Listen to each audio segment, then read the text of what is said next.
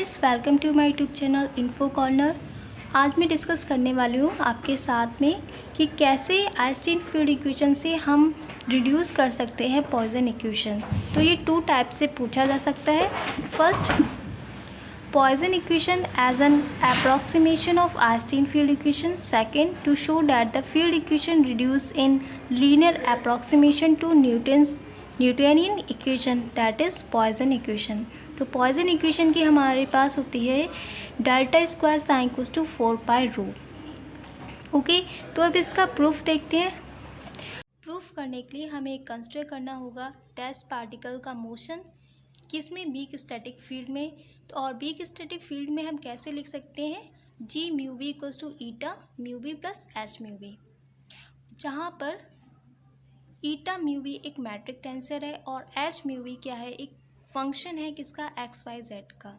तो the deviation of metric from unity is represented through H mu V. The quantities h mu v are taken to very small that the higher power h mu v is neglected। क्या कह रहा है कि जो quantity हमने h mu v लिया है वो बहुत छोटी है, इसलिए जो भी हायर पावर आएंगे उसके वो निगलेक्ट कर दिए जाएंगे।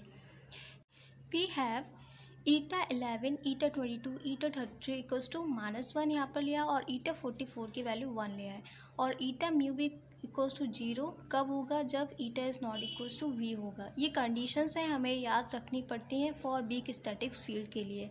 सिंस जो फील्ड हमने ली है वो स्टैटिक्स है, that is it does not change with time and hence the velocity जो कंपोनेंट्स आएंगे वो क्या लेंगे हम, dx1 upon D S equals to dx2 upon D S, dx3 upon D S equals to 0। सिर्फ क्या होगा, dx4 upon D S equals to 1 होगा, क्योंकि वो क्या कर रहा है, टाइम के साथ चेंज नहीं कर रहा, इसलिए ही जो dx4 अपॉन डी एस होगा वो 1 होगा, बाकी जब 0 होगा।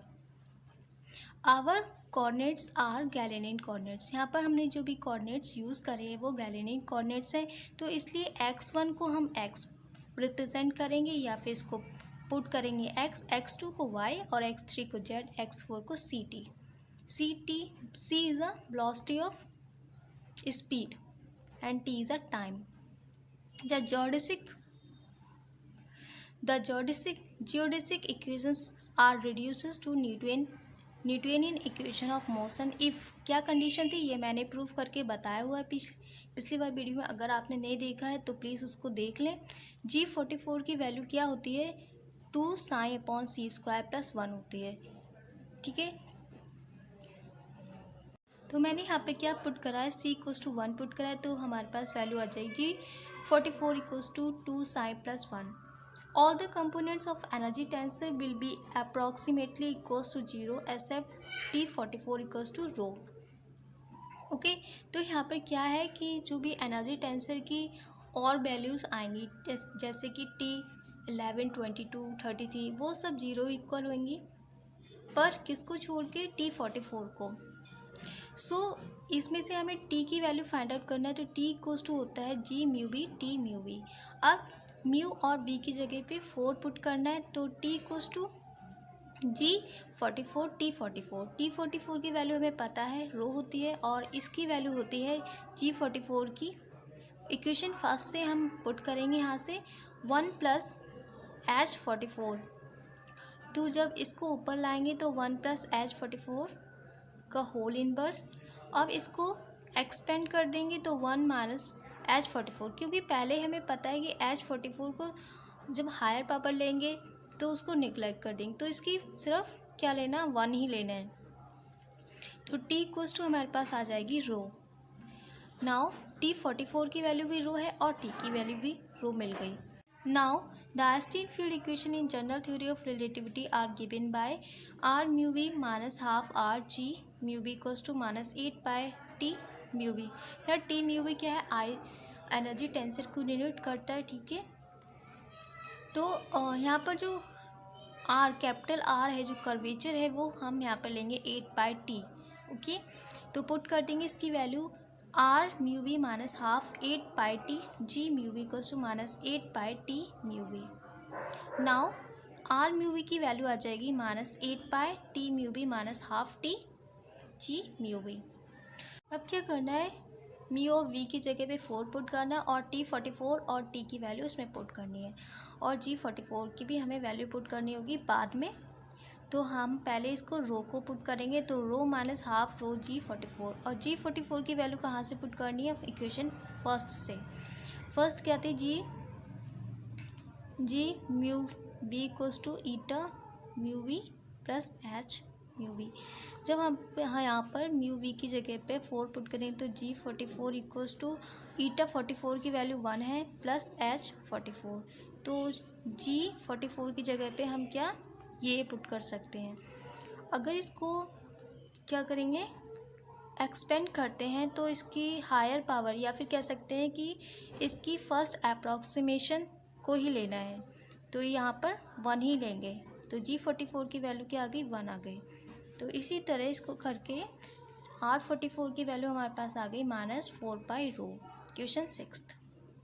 और यहाँ पर हम यूज़ कर रहे हैं रीमन कर्वेचर टेंसर का फॉर्मूला, तो उस पर फिर उसके बाद हम लगाएंगे कॉन्ट्रैक्शन इसमें, ठीक है। कॉन्ट्रैक्शन लगाने के बाद डायरेक्टली देखो कि ये वाले जो लास्ट वाले क्रिस्टोफर सिंबल्स होंगे वो इक्वल्स टू 0 होंगे, ठीक है।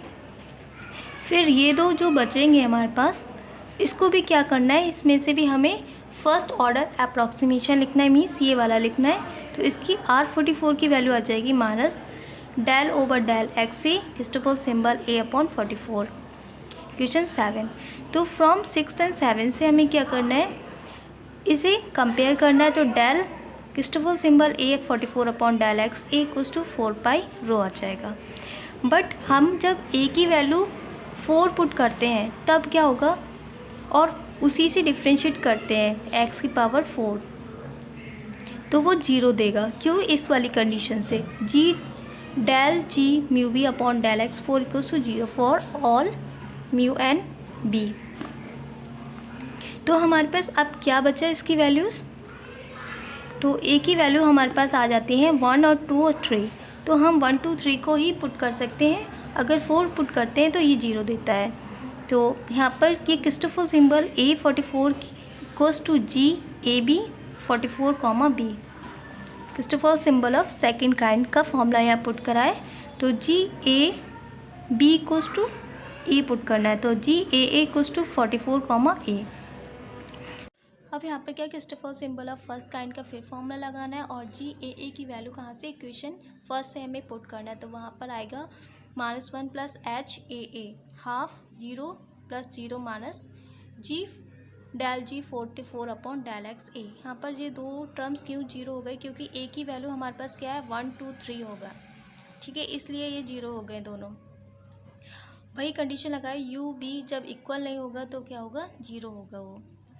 नाउ इस वाले को ऊपर लिख लेंगे, तो 1 माइनस HAA का whole inverse half del G44 upon del x a. Now इसको एक्सपेंड करेंगे और इसकी फर्स्ट अप्रॉक्सीमेशन ऑर्डर लिखेंगे, तो यहाँ पर आ जाएगा half del G44 upon del x a. अब using 8 in equation 6 then we get, जब हम 8 वाली इक्वेशन को 6 में पुट कर देंगे तो हमारे पास ये आ जाएगा del over del x A half G del G44 upon del X equals to 4 pi rho. यहाँ पे हमें ध्यान रखना है जो ए की वैल्यू हम लेके चल रहे हैं वो 1 2 3 है, तो इसलिए summation a equals to 1 2 3 half del square G44 upon del x a का whole square equals to 4 pi rho. अब इसको क्या करना है, एक्सपेंड करना है, ठीक है। और x1 को हमने लेट कर रखा है x, x2 को y और x3 को z। तो हमें पता होना चाहिए कि डेल स्क्वायर की वैल्यू ये होती है, तो उसकी जगह हम क्या पुट कर देंगे, डेल स्क्वायर पुट कर देंगे G44 equals to 8 pi rho. अब क्या करना है, G44 को वैल्यू जो हमने लेट करी थी वो क्या थी, 2 पाई प्लस 1 थी, जब c इक्वल्स टू 1 पुट कर दिया था तब, तो वही वैल्यू यहाँ पर पुट करनी है। और जब इसको क्या करें, डेल एक क्या है, एक वेक्टर, एक डिफरेंशिएट की तरह यूज़ होगा यहाँ पर, तो 1 का डिफरेंशिएट करेंगे तो 0 आ जाएगा और 2 del square psi equals to 8 pi rho. तो हम यहाँ पर डेल्टा स्क्वायर साइन की वैल्यू आ जाएगी 4 पाई रो। तो यही जो इक्वेशन आई है वो क्या है, पॉइसन इक्वेशन है। वीडियो अच्छी लगी तो please like share and subscribe करना ना भूलें। मिलते हैं नेक्स्ट वीडियो में। Thank you, take care.